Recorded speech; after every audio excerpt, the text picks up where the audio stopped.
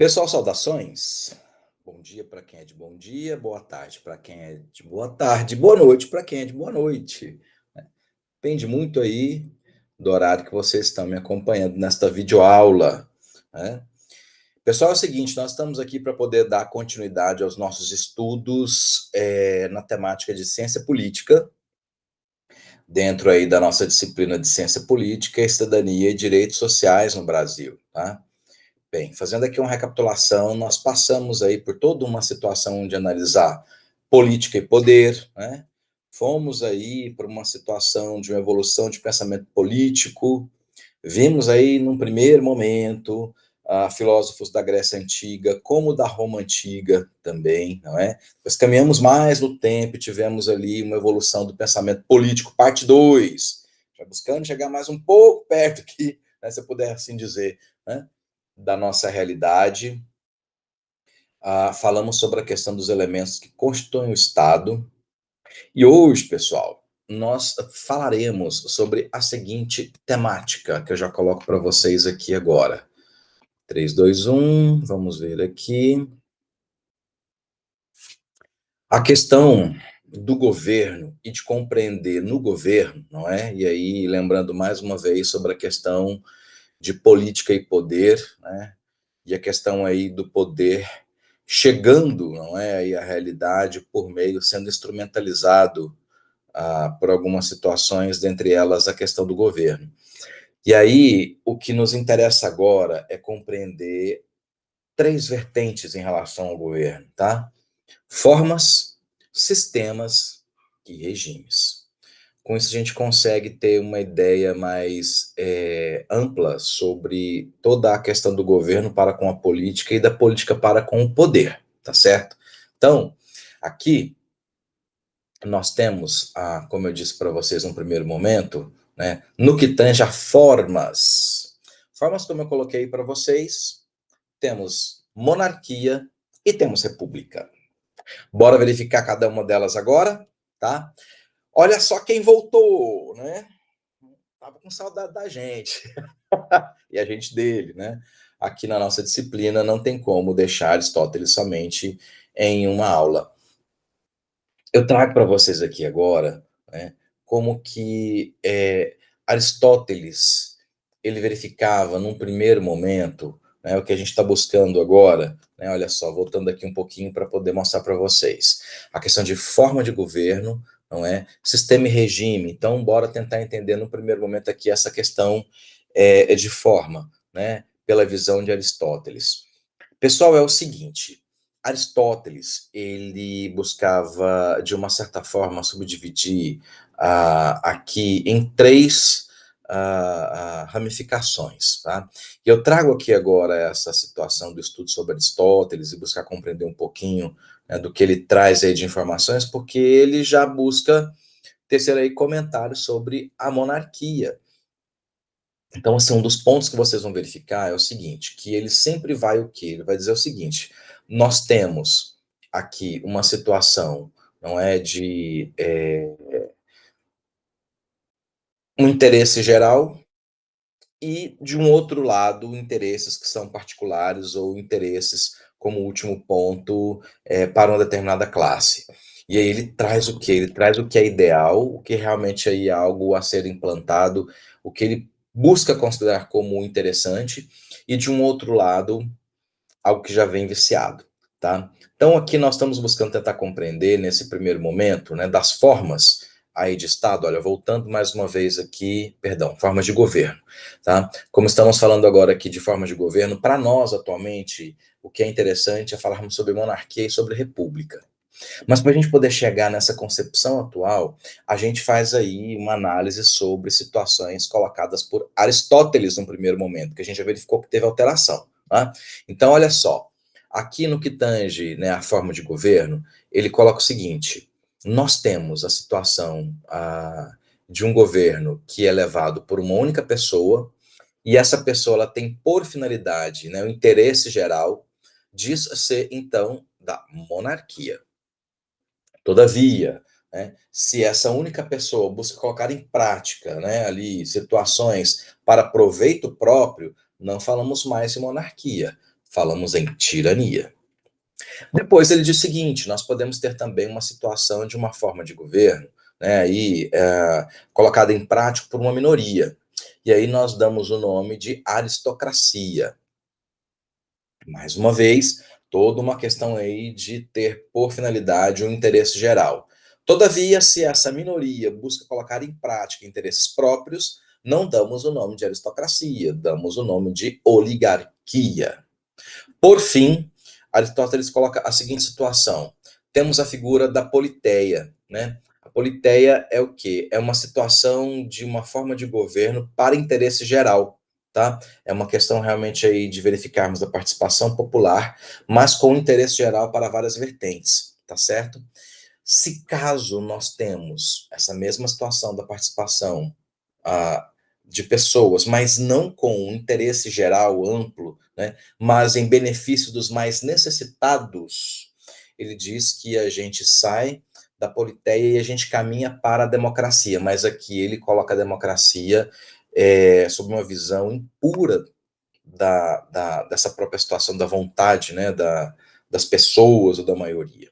Então, nós temos, num primeiro momento, aqui essa subdivisão tratada e trazida por Aristóteles. Aproveitando aqui, pessoal, a videoaula está de acordo, inclusive, com o material base que estará disponibilizado conjuntamente na rota de aprendizagem, aproveitando esse material base, essa videoaula, dá ensejo aí, né, para a elaboração das questões que vocês vão responder de múltipla escolha na atividade dessa aula, da aula 7, ok? Então, tanto essa videoaula quanto o material base vão auxiliar vocês aí na resolução das atividades da presente rota, ok? Seguindo, perdão, aqui, aproveitando que estamos falando sobre a questão, não é, de monarquia e república, bora agora tentar compreender um pouquinho sobre algumas vertentes ou possibilidades de monarquia. No primeiro momento é colocado aí para vocês a figura da monarquia absoluta, não é? O que vem a ser isso aí? É uma monarquia que está vinculada à questão da autocracia. Até coloquei aí da etimologia das palavras, não é? Autos, por si mesmo, e também kratos, né, que significa poder governo, né? Ou seja, né, um governo, um poder por si, para si mesmo.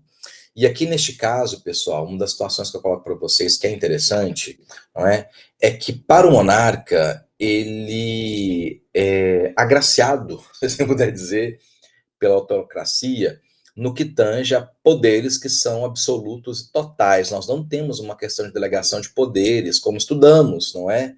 Aí, quando a gente começou a verificar Estado, e na nossa última videoaula a gente comentou sobre a tripartição dos poderes, né? Então, não temos essa situação para com uma questão de uma monarquia absoluta que é fundamentada na autocracia, tá certo? Coloquei até para vocês aí alguns exemplos que atualmente temos implantados no planeta, né? Os sultanatos de Brunei e de Omã seguem aí com essa forma de governo, de monarquia absoluta, tá bom?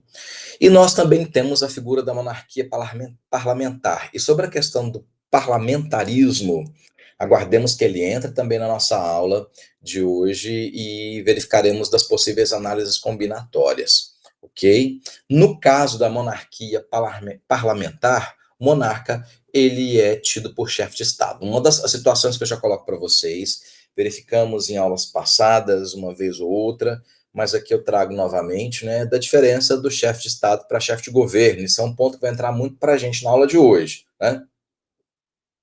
O que significa o que nós possamos aqui, ou podemos entender por chefe de Estado? Os chefes de Estado são aquelas pessoas que representam os estados, né, os países, no plano internacional. Os chefes de governo, eles executam, eles trabalham realmente com as ações necessárias no plano interno dos estados, dos países.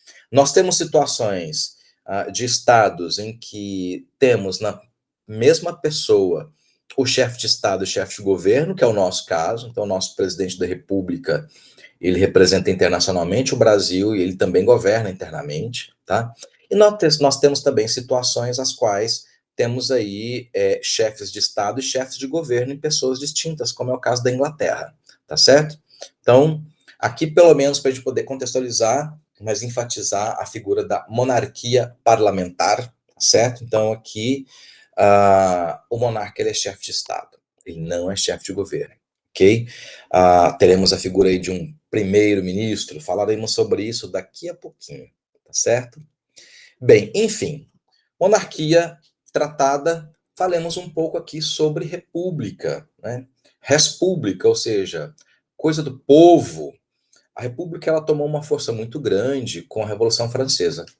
Revolução Francesa, pessoal, comentei na nossa aula passada, né, sobre ali a tripartição de poderes ou delegações do poder, enfim, né, a gente tem até aí o próprio a própria Vidiola passada essas informações. E a Revolução Francesa ela foi muito importante para N situações para nós aqui na disciplina. Então, tanto aqui no primeiro bimestre com a questão de ciência política, quanto no segundo bimestre, que entraremos aí em questões voltadas mais à cidadania, direitos sociais, e nisso, olha só, mais uma vez aqui eu comentando com vocês sobre direitos humanos. A Revolução Francesa foi muito importante, com ela nós tivemos aí o advento da Declaração Universal dos Direitos do Homem e do Cidadão. Lembremos-nos, não sei se vocês aqui colocaram em prática o que eu pedi como uma tarefinha de casa não obrigatória na videoaula passada, não é?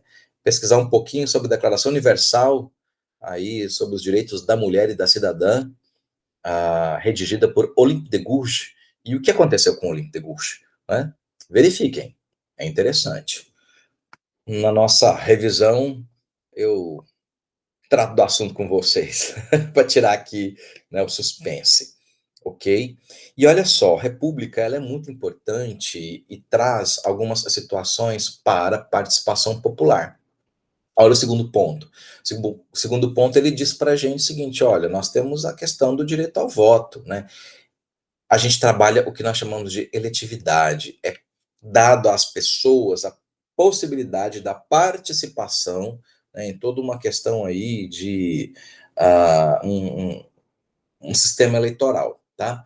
Então, o eleitorado, como é colocado para vocês, ele é legítimo e é soberano, ou seja, realmente é a voz do povo, ok? E um outro ponto interessante aqui da República é que o governo, ele se dá, né, não o governo em si, mas dos representantes, né, se dá aí por um período limitado e determinado de tempo. Tá? Então, também temos em voga a figura da temporariedade. Então, com isso, a gente consegue entender um pouquinho sobre república, né? E juntamente com monarquia, no que tange a figura de formas de governo, para a gente poder compreender agora um pouquinho do ponto 2. Sistemas de governo. E nós temos aí a figura do presidencialismo e do parlamentarismo. Por que aqui nós falamos sistema? Né? É um conjunto aí de órgãos, enfim, um conjunto aí de pessoas que vai formar um todo, que forma um sistema. Então, temos a figura do presidencialismo e temos a figura do parlamentarismo. Passemos, então, à análise do presidencialismo. Olha só, Montesquieu volta novamente. Montesquieu esteve conosco na videoaula passada sobre a questão aí da separação dos poderes. Comentamos, inclusive, que ele é o autor de uma obra importantíssima para a compreensão sobre toda essa teoria, que é o Espírito das Leis. Não sei se vocês se lembram, até comentei com vocês que a América, né, especificamente Estados Unidos da América, veio adotar a teoria de Montesquieu antes mesmo de estados europeus, né? E isso fica muito forte e evidente com a Constituição Americana de 1787. E um ponto interessante é que essa Constituição Federal, ela traz aí uma separação bem enfatizada no que tange a legislativo e a executivo. E, pessoal, estou frisando bastante isso, porque no parlamentarismo a gente vai verificar que é uma outra vibe, é uma outra pegada, tá certo? Mas aqui no presidencialismo fica bem enfatizado a questão realmente dessa separação, né? De um poder que cria as leis e temos o poder que coloca em prática, né? Que trabalha a ação, que executa, tá? Legislativo e executivo. Frisando aqui, né, a figura do presidente e de seus ministros, eles não fazem parte aí do Congresso ou do Parlamento. Diferente aqui, olha só, spoiler sobre a figura do parlamentarismo. Por quê? Porque no parlamentarismo falaremos sobre a figura do primeiro-ministro, tá? Ou também conhecido por chanceler. E toda uma ligação desse primeiro-ministro, desse chanceler, para com o parlamento. Ele tem que pedir bênção para o parlamento, tá? Então a gente vai verificar como é que essa situação funciona. Mas aqui no presidencialismo não, tá? Presidente e ministros não fazem parte de Congresso ou Parlamento, é uma situação separada. Então, temos bem enfatizada a figura realmente do Executivo, aqui com presidente e ministros, e Legislativo, que no nosso caso, Plano Nacional, temos um sistema bicameral, Câmara dos Deputados e Senado Federal. Os dois juntos formam o Congresso Nacional. Se vocês forem se lembrar, falamos sobre isso na videoaula passada, eu até coloquei ali uma imagem do Congresso Nacional e comentamos um pouco a respeito, não é? Um pouco, tratamos a respeito do assunto. Trouxe até aqui para vocês aí exemplos de estados que adotam o presidencialismo. Brasil é um, né? Estados Unidos da América, Argentina, Uruguai, alguns países aí para a gente poder compreender um pouquinho sobre a figura do presidencialismo. Características, olha só, nós temos aí a concentração do poder executivo na figura do presidente da República, tá? E aí, mais uma vez, olha só, trazemos à tona a figura do sufrágio universal, que vem a ser isso, né?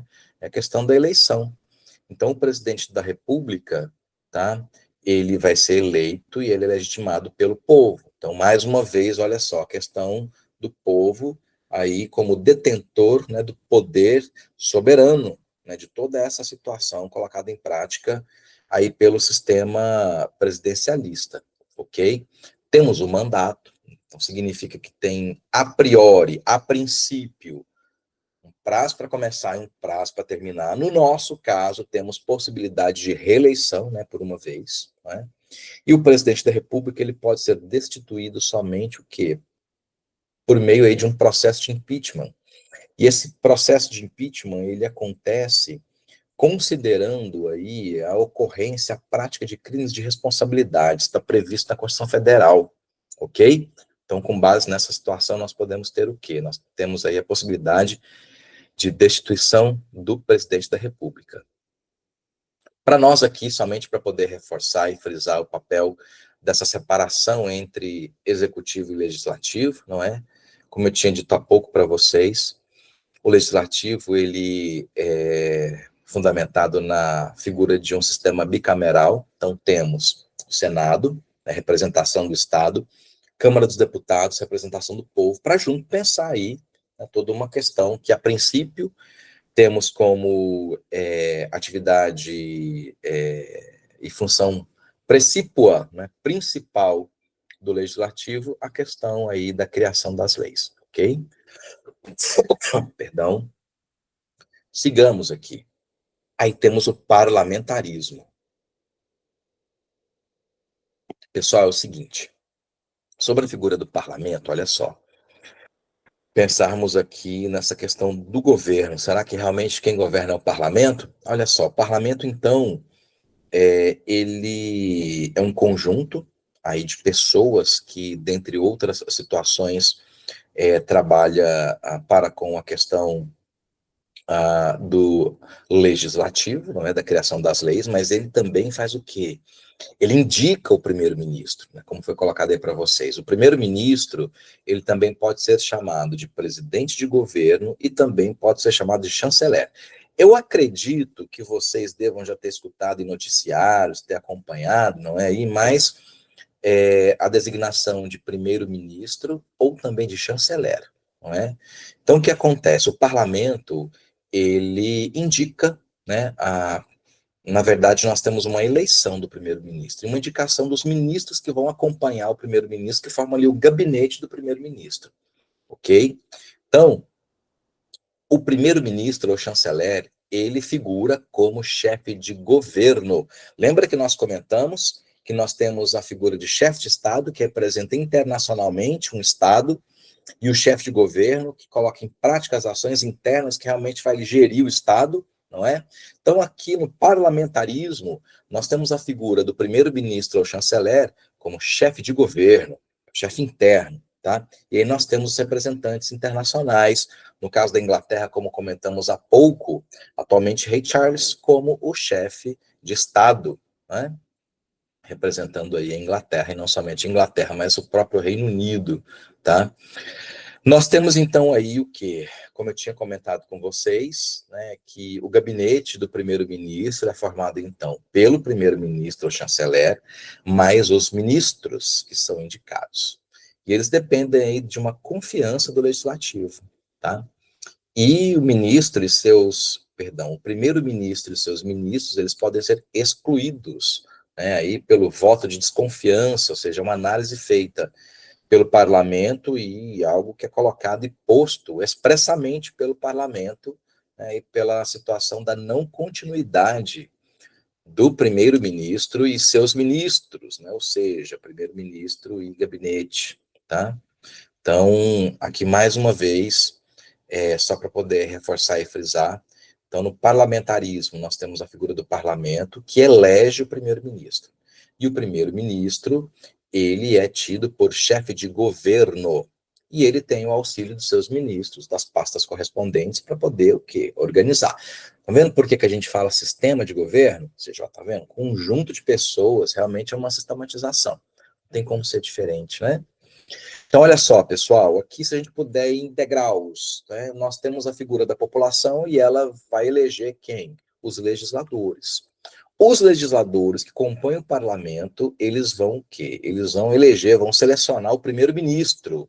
E eles indicam os demais ministros para auxiliar o primeiro-ministro. Ok?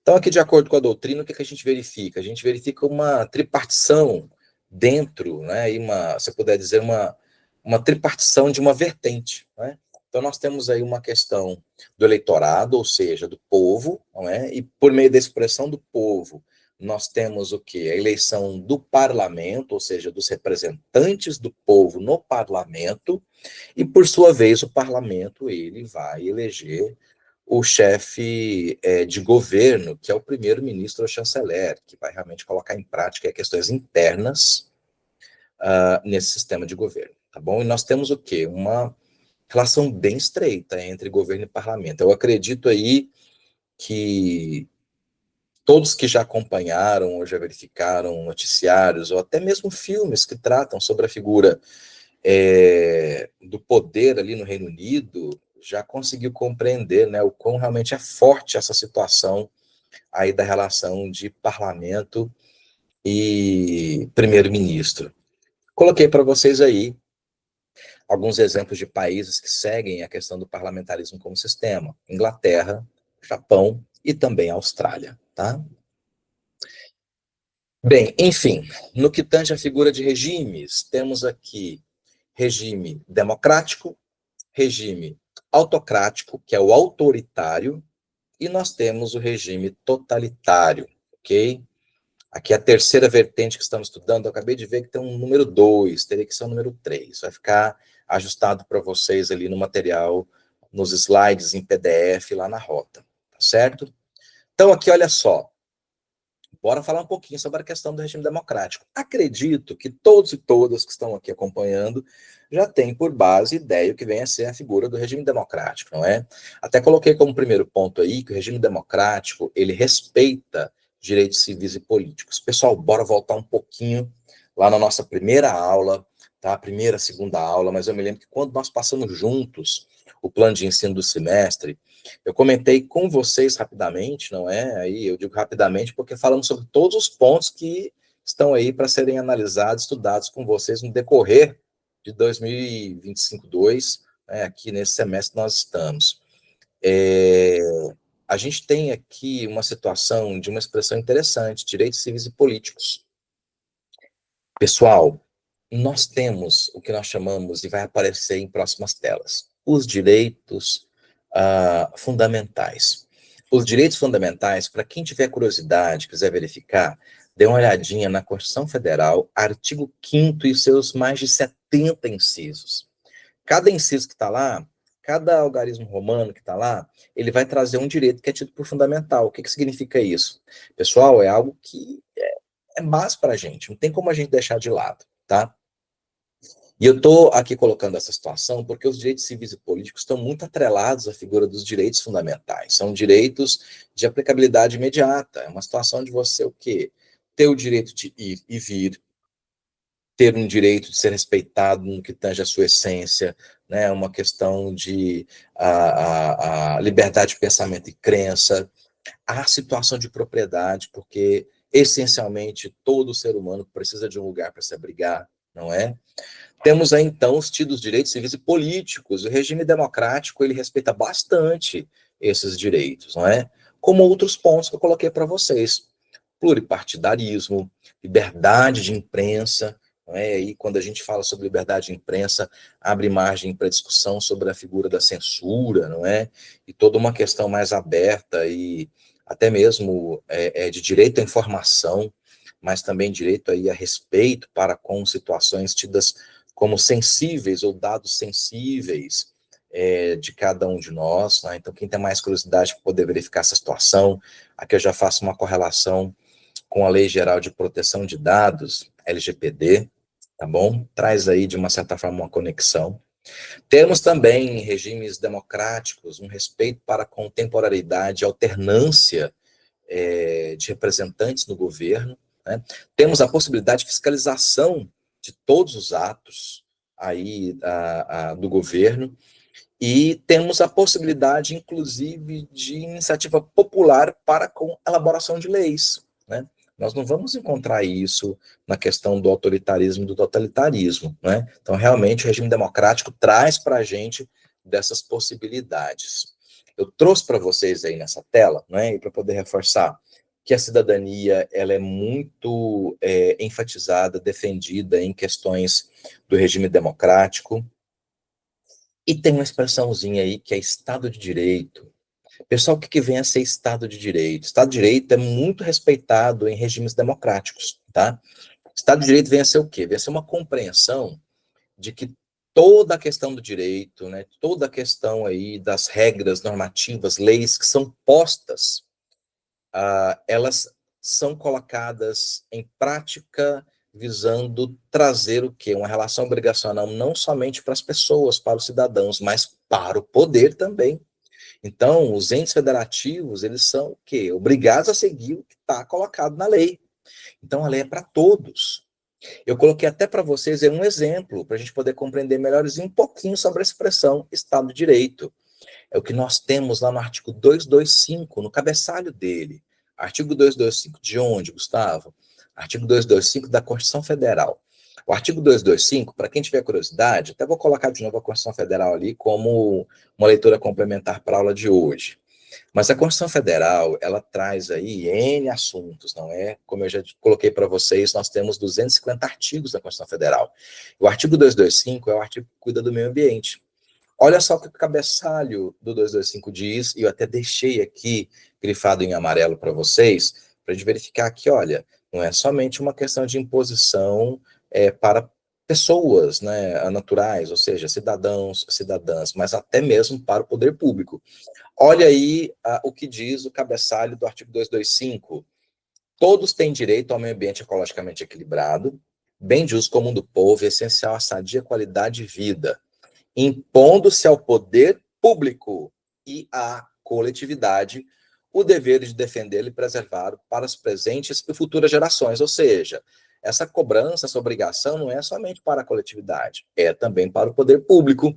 E isso é um exemplo bem perceptível e que eu acredito te faz compreensão do que vem a ser Estado de Direito. Tá bom? Sigamos aqui autoritarismo. Então, a gente sai da questão do regime autocrático e a gente vai agora para do regime democrático, a gente vai para o regime autocrático, também conhecido por autoritarismo. Pessoal, nós temos no autoritarismo restrições. Nós temos restrições às liberdades para com partidos políticos, nós temos restrições para com imprensa, ou seja, nós podemos ter uma situação de uma imprensa que não seja oficial do governo, mas ela sofrerá inúmeras restrições.